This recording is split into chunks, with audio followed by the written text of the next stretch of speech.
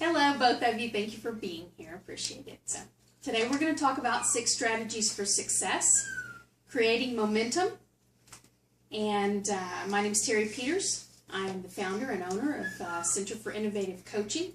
I'm an executive coach and entrepreneurial strategist. So, what is coaching? Coaching is working with my clients to help them move from where they are to where they want to be. It includes creating a plan of action. I offer support and accountability with my clients for lots of success. So who are my clients that I've worked with? I've worked with CEOs, executives, leaders, leadership and management. We just lost our electricity. Small business owners and individuals. Today's objective is to help provide you with strategies to enjoy a more satisfying and influential life. First point we're going to speak about today is exchange, and we want to recognize how stress affects and sabotages our success.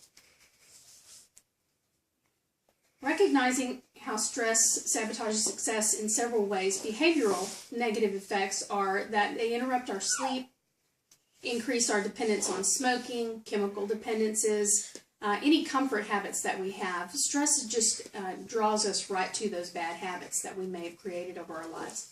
The social effects that are negative, when we're under a lot of stress, we have a tendency to withdraw. Then, without the support of our peers, we question our purpose in life. We begin to develop a fear of rejection. And the negative social effects just spiral and we become more isolated and more isolated. Psychologically, people begin to experience higher levels of depression, anxiety. That's when their personal confidence, even people who are really, really highly confident people, begin to really question their own abilities, and their own confidence becomes shaken. Physically, the results are huge. Over prolonged periods of stress, physical negative results include hypertension, heart disease, higher incidence of influenza and things along those lines, and also cancer. But we can overcome these stressors and learn how to deal with our stress by taking a long view look at where we are and where we want to go. So we start with assessments. The first thing we want to do is evaluate how we live. How are we living? We're going to ask ourselves, what am I tolerating? Talk to the people in our lives that do love us or support us or encourage us, want to see us succeed, whether that be in our personal lives or in our careers. Ask them for feedback about what you're tolerating. What is it that they would like to see you change in your life that they think would help make your life better? What do you want to see changed? Begin to put it in writing. The second step is desire, accepting what you really want in life. The first All of this begins with accepting what you really want, being honest. It starts with honesty. You really need to be honest about what it is that you really want, which sounds easy to do in the beginning, but truly it's not easy at all. It's pretty difficult, especially whenever we've lived a long time in our lives feeling that we should want certain things or that we should have certain things, when in truth we really don't desire to have those at all. Or perhaps we want something else that maybe our programming has told us we shouldn't want. So after we're honest with ourselves about what we really want, we're going to identify what the payoff is for having that in our life. Is it more peace? Is it more fun? Is it stronger health? Is it more success professionally, financial reward, better, stronger relationships, a longer life, a longer, happier life? What are your payoffs? It begins to then expand your vision, which is really a great motivator in moving forward with what it is that you really want. Also, put it in writing. The third step is to prioritize those things that we want to see changed in our lives or that we want to see added to our lives, either removed or taken away.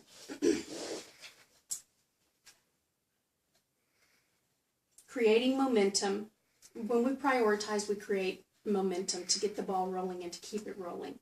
So the first step to creating momentum and prioritizing is to learn to let go of the good to embrace the great. We need to eliminate distractions, those things that are not important and they are not urgent. They're just time stealers.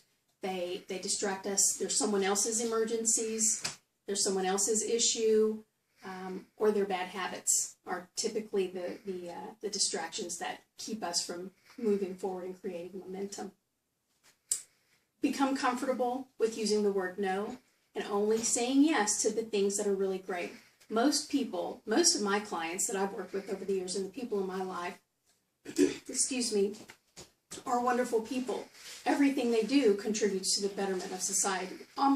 Almost without fail, I would say 99% of the people that I know, that I have worked with, or that I live with, or that are in my community, only do things that are good for other people. It doesn't necessarily mean that it's good for them or for their success or for their enjoyment and satisfaction in life. Sometimes we need to say no to good things in order to make room in our life for the great things. The second step to creating momentum is analyzing your resources: energy, time, space, and money. As Americans, oftentimes we feel like those things should be unlimited, but they're truly not. We only have so many hours in the day. We only have so much energy.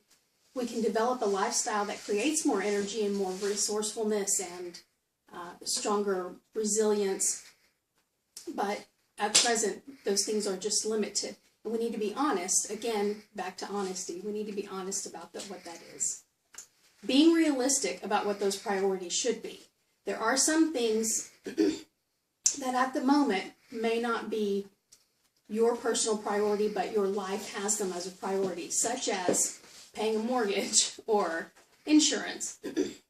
Sometimes our circumstances do help us dictate those priorities, and that's okay.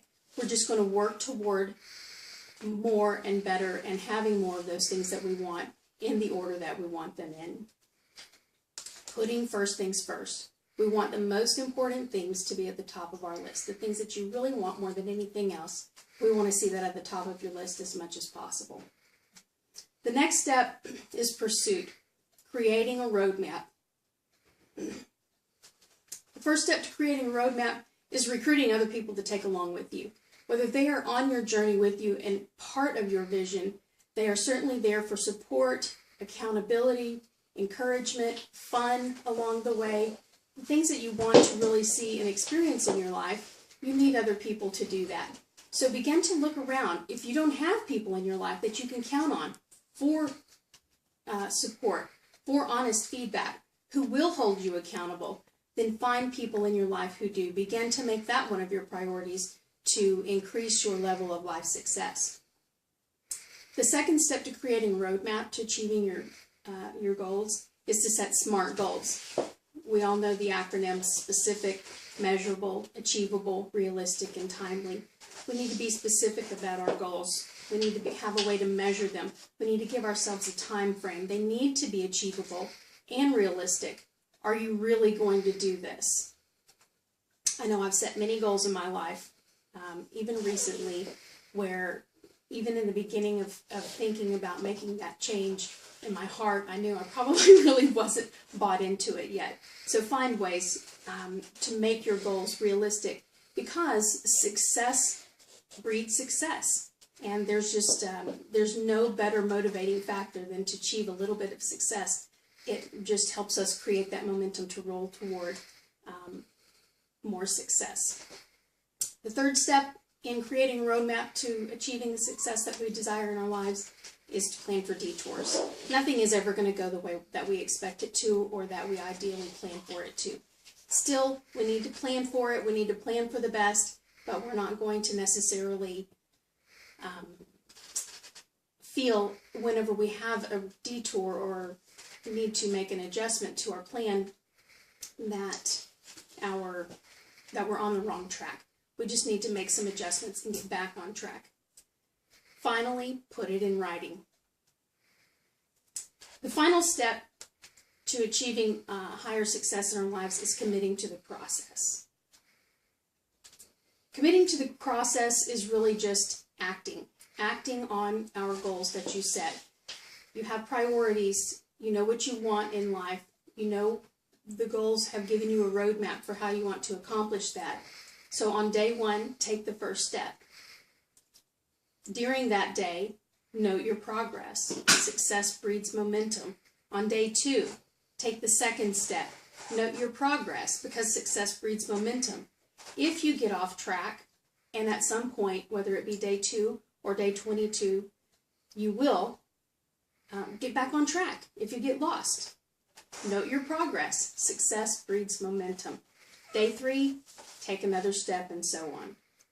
Every day, I would ask you to keep a daily action log, or keep a dream journal, or a success diary, however you would like to phrase it, and ask yourselves 2 questions. First, in the morning, what will I do today to move toward my vision, toward my goal? Write it down. Put it in writing. At the end of the day, take your journal, diary, your action log, and ask yourself, what did I do today to move toward my vision? Put it in writing. And I just want to leave you with a couple of definitions that have been helpful for me and for my clients over the years. That discipline is choosing what we really want. Integrity, being people of integrity, means doing what we say we're going to do for ourselves as much as anyone else.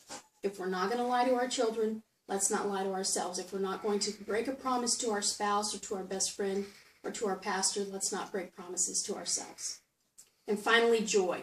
Joy is experiencing great delight caused by something that is exceptionally satisfying. And whenever we're creating success and momentum in our lives and enjoying seeing ourselves accomplish the goals that we knew that we could, even though they may be incredibly difficult, we experience a great deal of joy. And that's what I would like to see for you today. I'd like to see more of that in my life, of course, and in the lives of my children, my husband, my sisters and brothers, my parents, my friends, and in my clients. So thank you for the opportunity to share with you today, and I look forward to meeting with you again later.